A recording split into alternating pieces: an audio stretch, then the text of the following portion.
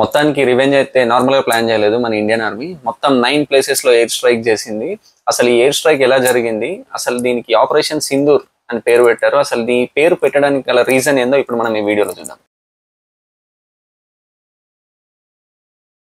Operation Sindoor వెళ్ళి మోదీకి చెప్పుకో అన్నారు కదా, మోడీ విన్నాడు, ఈ అటాక్ ని ప్లాన్ చేశారు. మొన్న జరిగిన అటాక్ లో కేవలం మగవాళ్ళ మీదనే అటాక్ చేసి ఆడవాళ్ళ సింధూర్ అని దూరం చేశారు.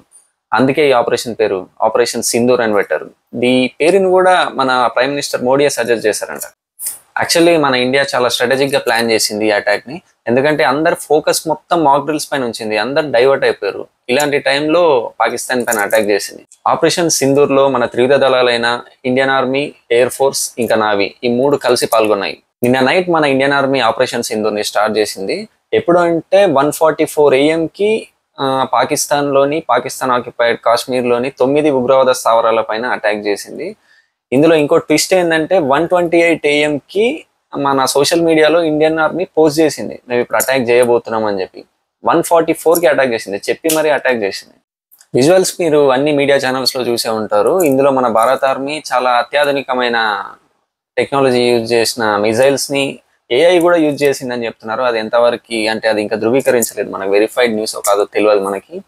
మొత్తానికి ఇలా అటాక్ చేసి దీంట్లో కౌంట్ తెలియదు కానీ చాలా మంది ఉగ్రవాదులు హతమయ్యారు. దాదాపు కొందరు 90 మంది అంటారు, కొందరు 100 మంది అంటారు, కొందరు 130 మంది అంటారు. ఇంకా కౌంట్ అక్యురేట్ గా తెలియదు మనకు, అతి త్వరలో చెప్తారు మన ఇండియన్ ఆర్మీ వాళ్ళు. మన మోడీ రీసెంట్ గా ఒక స్పీచ్ లో ఉన్నారు, ఈ అటాక్ లో పాల్గొన్న ప్రతి ఒక్కరిని పట్టుకొని ఈ భూమి మీద లేకుండా చేస్తా అని అన్నంత పని చేసేసారు. దీన్ని పాకిస్తాన్ కూడా దీన్ని కన్ఫర్మ్ చేసింది అటాక్ చేసినట్టు.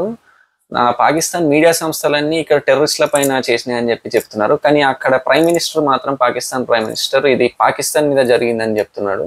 మన ఇండియా కూడా అఫీషియల్ ఒక ప్రెస్ నోట్ రిలీజ్ చేసింది, నేను రాత్రి ఈ అటాక్ చేసింది మనమే అని చెప్పి.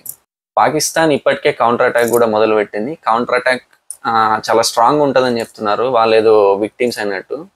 ఇంకా ఎల్ఓసి దగ్గర ఆల్రెడీ బార్డర్ దగ్గర చాలా కాల్పులు జరుగుతున్నాయంట. దాన్ని మన భారత ఆర్మీ కూడా తిప్పి కొడుతుంది. ఆల్రెడీ పాకిస్తాన్ లో ఎమర్జెన్సీ ప్రకటించారట. అలాగే పాకిస్తాన్ లో చాలా ఎయిర్పోర్ట్స్ అన్ని క్లోజ్ చేశారు. మన ఇండియాలో కూడా మన శ్రీనగర్ ఎయిర్పోర్ట్ క్లోజ్ చేశారంట టెంపరీగా. అలాగే మన ఇండియన్ ఆర్మీ కూడా లీవ్స్ అంటే సెలవులు ఇవ్వడం రద్దు చేసిందంట. మన Indian army already Jammu and Kashmir లో ఒక పాకిస్తాన్ జెట్ ని కాల్ చేశారని చెప్తున్నారు. ఇది కూడా ఇంకా వెరిఫైడ్ న్యూస్ కాలేదు, అంటే అన్ని న్యూస్ ఛానల్ చూపిస్తున్నారు. అలాగే మన ఇండియన్ జెట్స్ కూడా 2 కాల్ చేశారని పాకిస్తాన్ మీడియాస్ లో చూపిస్తున్నారు. ఇది కూడా ఇంకా ధృవీకరించాల్సిందే. మన ఇండియా కూడా ఇప్పటికే ఈ అటాక్ గురించి మన మిత్ర దేశాలన్నిటికీ వివరించింది.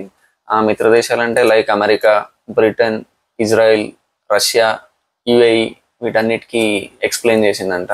ఇంకా అమెరికా, ఇజ్రాయెల్ మనకి మద్దతు ఇస్తున్నట్టు కూడా తెలిపారు.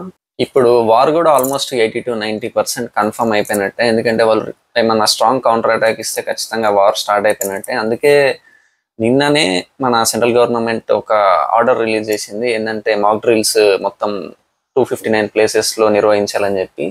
నేను ఈ మాక్ డ్రిల్స్ గురించి నేను ఒక వీడియో కూడా చేశాను, ఛానల్లో ఉంటుంది చూడండి ఒకసారి, లింక్ కూడా కింద ఇస్తాను. ఈ మాక్ డ్రిల్స్ ఎందుకు ఇంపార్టెంట్, ఒకవేళ వార్ జరిగితే మనం ఎలా ఉండాలి యాజ్ అ సివిలియన్స్గా. యాక్చువల్గా పాకిస్తాన్కి అంత పవర్ లేదు, అంత ఆర్మీ లేదు, ఆర్మీ సపోర్ట్ కూడా లేదు. కానీ ఇక్కడ చైనా దిగింది అనుకోండి, ఇక్కడ యాక్షన్స్ వేరే ఉండొచ్చు. అందుకే మనం దీన్ని చాలా సీరియస్గా తీసుకోవాలి. నాకు ఇక్కడ బాధ అనిపించే విషయం ఏంటంటే ఈ అటాక్ని కూడా కొందరు ఖండిస్తున్నారు.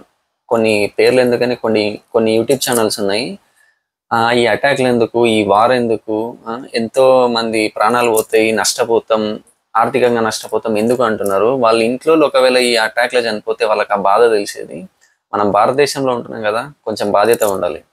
ఇప్పటి వరకు నాకు తెలిసిన సమాచారం మొత్తం మీ ముందు ఉంచిన నేను ఇట్లే రీసెంట్గా వీడియో చేద్దాం అనుకుంటున్నా. సబ్స్క్రైబ్ చేసి సపోర్ట్ చేయండి. అలాగే నేను ఇంకొక కొత్త ఛానల్ వ్లాగ్స్కి ఇంకా మూవీ రివ్యూస్ కోసం క్రియేట్ చేశాను, లింక్ కింద కామెంట్స్లో పిన్ చేస్తాను. Okay, thank you for watching. జై హింద్, జై భారత్.